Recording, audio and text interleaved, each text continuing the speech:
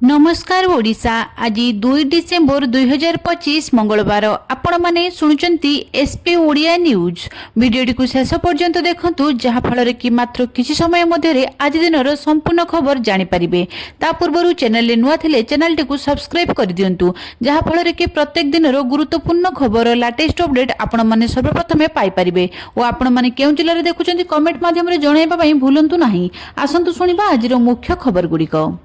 आज प्रथम खबर बिगिड़ा भुवनेश्वर वायुमंडल 7 दिन है मध्यम और खराब स्तर में रहुछि वायुमंडल। भुवनेश्वर और कटक सहर वायुर गुणवत्ता पुणी थे खराब स्थिति में पहुंची गलानी। अनुगुल सहर वायुर मान गंभीर स्तर दे गति करुछि। पूर्वाह्न और संध्या समय स्थिति एभली हेउछि जे नाक रुंधी हो जाउछि, आखिरु पानी बाहरुछि। सप्ताह हेला राज्य रे प्रमुख प्रदूषित सहर एभली परिवेश सृष्टि हेउछि। राज्य रे घन कुहुड़ी सह ठंडा बढ़ुतिबारु हठात प्रदूषण मात्रा बढ़ी जाइछि। दिनकु दिन स्थिति संगीन हेउतिबा बेले प्रदूषण रोकिबा दिगरे कोनोसी पदक्षेप निया जाउ नथिबारु सहरवासीक मध्यरे असंतोष बढ़िबारे लागिछि। परवर्ती खबर कमिला गैस दर केते हेला सिलिंडर दाम। डिसेम्बर 1 रे भारतर अनेक परिवर्तन आसीथिला। एही परिवर्तन गुड़िक मध्यरु गोटिए हेउछि एलपीजी सिलिंडर रो मूल्य। घरोई सिलिंडर रो मूल्य रे कोनोसी ह्रास होई नथिबा रिपोर्ट करा जायछि।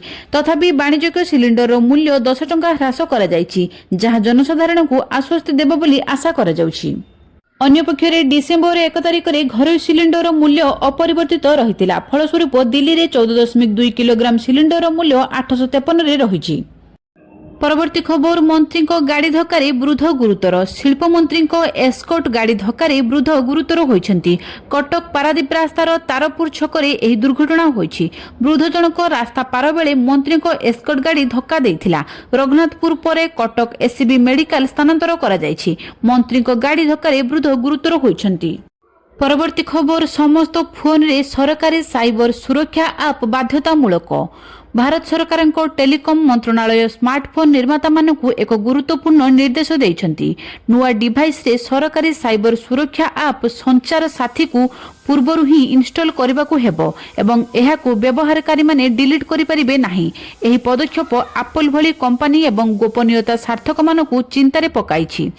रॉयटर्स रिपोर्ट अनुଯାयी करिछि जे नवेम्बर 28 रे आसीथिबा निर्देश अनुଯାयी प्रमुख स्मार्टफोन कंपनी गुडी को नुआ मोबाइल फोन रे एही ऐप इंस्टॉल करबाकू 90 दिन समय दिया जायछि। निर्देश रे स्पष्ट कुहा जायछि जे उपभोक्ता माने एही ऐप को निष्क्रिय बा डिलीट करि परिबे नाही। सरकारक कहिबा अनुଯାयी नकली किंबा जाली IMEI अर्थात international mobile equipment identity number जोगु हेउथिबा ठकामी एवं नेटवर्क रो अपव्यवहार को रोकिबा पई एही ऐप अत्यंत जरूरी। जनवरी रे आरंभ होइतिबा एही ऐप जरिया रे ए पर्यंत 7 लाख रु अधिक हजि जाइतिबा फोन उद्धार करा जायछि एवं 3.7 मिलियन रु अधिक चोरी होइतिबा किंबा हजि जाइतिबा फोन ब्लॉक करा जायछि। एहा व्यतीत 30 मिलियन रु अधिक जाल संजोग बंद करा जायछि। एप्पल, सैमसंग, वीवो, ओप्पो एवं शाओमी भली कंपनी माने एही नुआ नियम पालन करबाकू बाध्य। तेबे एप्पल साधारणतः निजर उपकरण रे सरकारी किंबा तृतीय पक्षर अर्थात थर्ड पार्टी ऐप को पूर्वरु इंस्टॉल करबाकू बारण करिथाय। तेणु एही प्रसंग रे आलोचना हेबार संभावना रहिछि। परवर्ती खबर सुभद्रा हिताधिकारी पाई बड़ खबर। नुआ वर्ष रे एकाथरके 2टी किस्ती पाइबे नुआ हिताधिकारी। सुभद्रा हिताधिकारी पाई बड़ खबर। नुआ वर्ष रे एकाथरके 2टी किस्ती पाइबे नुआ सुभद्रा हिताधिकारी। पोर्टाल खोला रही। 21 वर्ष जहाकू हेला से माने आपे आपे जोड़ी हेउछंती। कोटिए टपिला सुभद्रा हिताधिकारी संख्या। उपमुख्यमंत्री कहिले आगकू किए पड़िबे बाद किए हेबे जोड़ी। समस्ते सुभद्रा टंका पाइबे सेथिपई आम विभाग काम करुछि। क्षेत्र परिदर्शन परे सुभद्रा योजना रे जोड़ी हेलेनी 17 लाख रु ऊर्ध्व महिला। वर्तमान 1,03,99,801 महिला प्रथम द्वितीय किस्ती पाइछंती। सेथि मध्यरु 97,51,479 जन महिला सुभद्रा टंका पाइछंती। परवर्ती खबर धान संग्रह रे अचलावस्था जारी। राजरास्ता को ओह्लाइले चाषी। संबलपुर रे धान संग्रह प्रक्रिया रे अचलावस्था जारी रही, जहाकू नहीं चाषी मध्य तीव्र असंतोष सृष्टि होइछि। उत्त्यक्त चाषी संबलपुर सदर थाना अंतर्गत सिंदूरपंख बाईपास छकरे जातीय राजपथ 53 रे अर्थनैतिक अवरोध करिसेंती। फल रे रास्तार उभय पार्श्व रे हजार हजार मालबाही ट्रक अटकी रही। तेबे चाषी माने केवल मालबाही गाड़ी गुड़ी को अटकाउथिबा बेले यात्रीबाही गाड़ी गुड़िकर चलाचल स्वाभाविक रही। आंदोलन स्थल में पहुंची अतिरिक्त एसपी पुलिस प्रशासन वरिष्ठ अधिकारी आंदोलनरत चाषी मानक बुझासुझा करथिले मात्र कौनसी सुफल मिल नथिबा बेले चाषी रास्ता उपरे बसी विभिन्न सरकार विरोधी नारा दे आंदोलन को जारी रखिछंती। परवर्ती खबर बारवाटी स्टाडियम रे भारत दक्षिण आफ्रिका मैच गतकाली ठारू ऑनलाइन रे टिकेट बिक्री आसंता डिसेम्बर 9 रे बारवाटी स्टाडियम रे भारत और दक्षिण आफ्रिका मध्य खेल प्रथम T20 मैच। एही मैच को नहीं प्रस्तुति चूड़ांत पर्याय रे पहुंची। बारवाटीर पिच उभय रेड और ब्लैक सॉइल रे प्रस्तुत करा जायछि। तेबे गतकाली ऑनलाइन रे टिकेट बिक्री आरंभ होईछि। डिस्ट्रिक्ट जोमाटो रे आवेदन करिवे दर्शक। चलित वर्ष टिकेट संख्या कमिथिबा बेले ऑनलाइन रे 2000 टिकेट बिक्री पई निष्पत्ति निया जायछि। गैलरी 1 और 3 रो दाम 1100 टंका, गैलरी 2 और 4 को 900 टंका, गैलरी 5 नंबर को 1200 टंका, स्पेशल एनक्लोज रो 6000 टंका, एसी बॉक्स 8000 टंका, न्यू पैविलियन 10,000 टंका एवं कॉर्पोरेट बॉक्स 20,000 टंका रहितिबा ओसीए संपादक संजय बेहेरा सूचना दैछंती। परवर्ती खबर बौद्ध मुख्य डाकघर 30 लाख रु ऊर्ध्व टंका चोरी। बौद्ध सहर मुख्य डाकघर चोरी होइतिबा नै अभियोग होइछि। घटनास्थल रे बौद्ध पुलिस पहुंची तदंत आरंभ करिछि। केते चोरी होइतिबा नै कोनोसी तथ्य मिली पारि नथिबा बेले 30 लाख रु ऊर्ध्व टंका चोरी होइतिबा नै चर्चा हेउछि। सूचना मते बौद्ध सहर जनगहल अंचल रे भाबरे परिचित पोडापोडा अंचल रे बौद्ध मुख्य डाकघर रहिछि। रविवार कार्यालय बंद रहितिबा बेले सोमवार कार्यालय खोलिबा पई कर्मचारी माने आसी देखिले डाकघरर पछपटे ग्रिल भांगी केही दुर्बृत्त कार्यालय मध्यकु पसी लकर भांगी सेथिरु थिबा समस्त टंका चोरी करि नेछि। लकरे केते टंका थिला ताहा स्पष्ट होई नथिबा बेले 30 लाख रु ऊर्ध्व टंका रहितिबा चर्चा होछि। खबर पाई बौद्ध पुलिस घटनास्थल रे पहुंची तदंत आरंभ करिछि। परवर्ती खबर पेंशन भोगी खुशी खबर अधिक सुविधा पाई सरकार उठाइले बड़ पदक्षेप। पेंशन भोगी केंद्र सरकार उठाइले बड़ पदक्षेप। सरकार सेंट्रल पेंशन अकाउंटिंग ऑफिस माध्यम रे समस्त ऑथराइज्ड बैंक रो सेंट्रल पेंशन प्रोसेसिंग सेंटर्स को निर्देश देइछंती। प्रत्येक सेंट्रल सिविल पेंशन रो एही फैमिली पेंशन भोगी को मासिक पेंशन पेमेंट स्लिप समय मध्य रे मिलिबा दरकार। एही पदक्षेप पेंशन भोगी ठारू बढ़ुतिबा अभियोगर समाधान करिबा पई उद्दिष्ट। जेउ मानक मध्यरु अनेक समय सीमा रे सेमानकर पेंशन स्लिप न पाइबा जोगु असुविधा रे सम्मुखीन हेउथिले। एही सुविधा सहित पेंशन भोगी माने एबे समयोचित एवं सठिक सूचना सहित सेमानकर आर्थिक योजना करि परिबे। सेमाने बकेया देय डिडक्शन किंबा संशोधन विषय रे कोनोसी अपडेट हजिबारु मध्य रक्षा पाइबे। परवर्ती खबर विजिलेंस जाल रे 270 सरकारी और चुक्तिभित्तिक कर्मचारी 270 सरकारी और चुक्तिभित्तिक कर्मचारी विजिलेंस द्वारा गिरफ होइछंती। गत वर्ष जून 12 रु चलित वर्ष डिसेंबर 21 जाए 270 गिरफ होइछंती। 31 सरकारी अधिकारी उपरे एकाधिक थर कार्यानुष्ठान होइछि। विजिलेंस कोर्ट रे दंडित होइछंती 187 सरकारी कर्मचारी। दंडित परे चाकरी रु बर्दास्त होइछंती 34। 65 सरकारी कर्मचारी पेंशन बंद होइछि। परवर्ती खबर विद्यालय 20 छात्र कुआड़े उभान चिंतारे अभिभावक। कोरापुट सरकारी उच्च विद्यालय लंकापुटर छात्रावास 20 जन छात्र निखोज। गतकाली सकाळु प्रथम रु पंचम 20 जन छात्र कुआडे चली जाइथिबा सूचना मिलिछि। छात्रावास आगरे निखोज छात्रंक अभिभावक माने खोजाखोजी करबा सह हॉस्टेल आगरे कांद बोबाळ पड़िछि। कुआडे गले काहेकि गले ताहा अस्पष्ट रहिछि।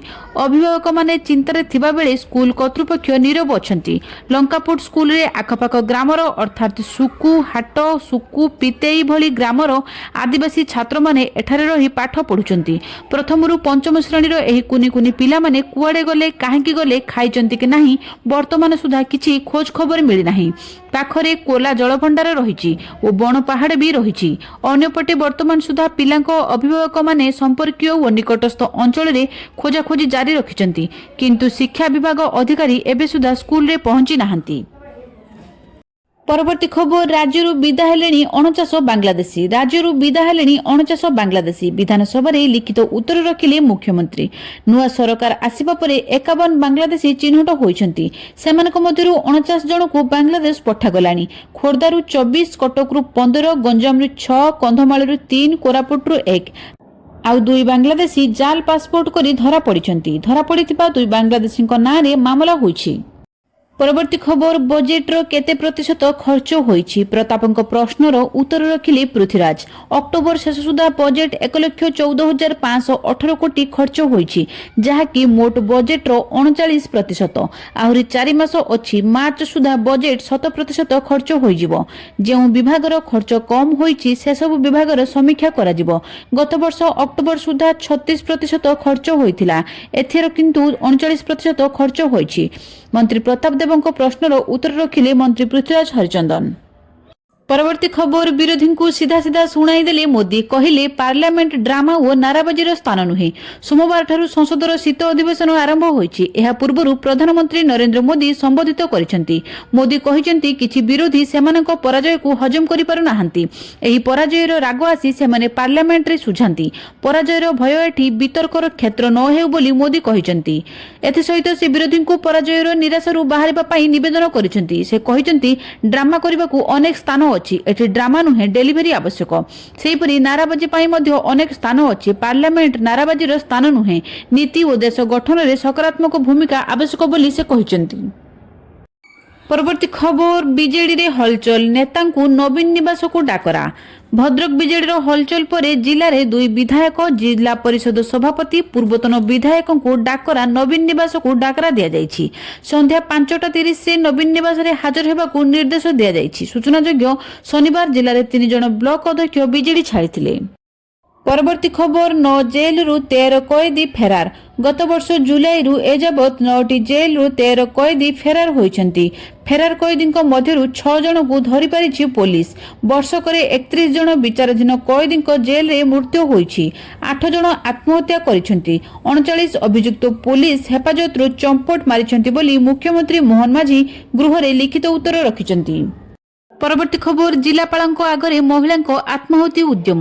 କଟକ ଜିଲ୍ଲା ବାଙ୍କିର ସୋମବାର ଜନ ଅଭିଯୋଗ ଶୁଣାଣି ଚାଲିଥିବା ବେଳେ ଏକ ଅଭାବନୀୟ ଘଟଣା ସାମ୍ନାକୁ ଆସିଛି। କଟକ ଜିଲ୍ଲାପାଳଙ୍କ ଉପସ୍ଥିତିରେ ଜଣେ ମହିଳା ଆତ୍ମାହୁତି ଉଦ୍ୟମ କରିଛନ୍ତି। ମହିଳା ଜଣକ ଦେହରେ ପେଟ୍ରୋଲ ଢାଳିବା ବେଳେ ପୋଲିସ ତାଙ୍କୁ ଉଦ୍ଧାର କରିଥିବା ସୂଚନା ମିଳିଛି। ଏହି ଘଟଣା ଅଞ୍ଚଳରେ ଚର୍ଚ୍ଚାର ବିଷୟ ହୋଇଛି। ମିଳିଥିବା ସୂଚନା ମୁତାବକ ବାଙ୍କି ବୈଦେଶ୍ୱର ପଞ୍ଚାୟତ ରଙ୍ଗଣୀ ସାହିର ମୃତ ବନମାଳୀ ଖଟୁଆଙ୍କ ସ୍ତ୍ରୀ ସସ୍ମିତା ମାଝୀ। ସସ୍ମିତା ସ୍ୱାମୀଙ୍କ ମୃତ୍ୟୁ ପରେ ପରିବାର ମଙ୍ଗଳ ଯୋଜନାର ସରକାରୀ ଅର୍ଥ 20,000 ଟଙ୍କା ପ୍ରାପ୍ୟ ପାଇବା ପାଇଁ ବିଭାଗୀୟ ଅଧିକାରୀ, ତହସିଲଦାର, ସ୍ଥାନୀୟ ଆର୍ଆଇ, ବିଡିଓ ଓ ଉପଜିଲ୍ଲାପାଳଙ୍କୁ ଜଣାଇଥିଲେ। ଏପରିକି ଜିଲ୍ଲାପାଳଙ୍କୁ 2 ଥର ଅଭିଯୋଗ କରିଥିଲେ। ପ୍ରଶାସନ ନିକଟରେ ବାରମ୍ବାର ଅଭିଯୋଗ କରିଥିଲେ ମଧ୍ୟ କୌଣସି ସୁଫଳ ମିଳିନଥିଲା। ଫଳରେ ସୋମବାର ଜିଲ୍ଲାପାଳଙ୍କ ଜନଶୁଣାଣି ଶିବିରରେ ଯଦି ସମସ୍ୟାର ସମାଧାନ ନ ହୁଏ ତେବେ ସେ ଦେହରେ ପେଟ୍ରୋଲ ଢାଳି ଆତ୍ମହତ୍ୟା କରିବେ ବୋଲି ନିଷ୍ପତ୍ତି ନେଇଥିଲେ। ସସ୍ମିତା ଦେହରେ ପେଟ୍ରୋଲ ଢାଳିବା ବେଳେ ପୋଲିସ ତାଙ୍କୁ କାବୁ କରି ନେଇଥିଲା। ଅନ୍ୟପକ୍ଷେ ଜିଲ୍ଲାପାଳ ଅଭିଯୋଗକୁ ଗ୍ରହଣ କରି ଘଟଣାର ତଦନ୍ତ କରିବାର ଅଧିକାରୀଙ୍କୁ ନିର୍ଦ୍ଦେଶ ଦେଇଥିବା ସୂଚନା ମିଳିଛି। ଏପରିକି ଜିଲ୍ଲାପାଳଙ୍କ ନିର୍ଭର ପ୍ରତିଶ୍ରୁତି ପାଇବା ପରେ ସସ୍ମିତା ଘରକୁ ଫେରିଛନ୍ତି। ଆଜିର ଖବର ଶେଷ ହୋଇଛି। ଆଗାମୀ ନୂଆ ଖବରର ଅପଡେଟ୍ ଜାଣିବା ପାଇଁ ଚ୍ୟାନେଲଟିକୁ ସବସ୍କ୍ରାଇବ କରନ୍ତୁ। ଧନ୍ୟବାଦ।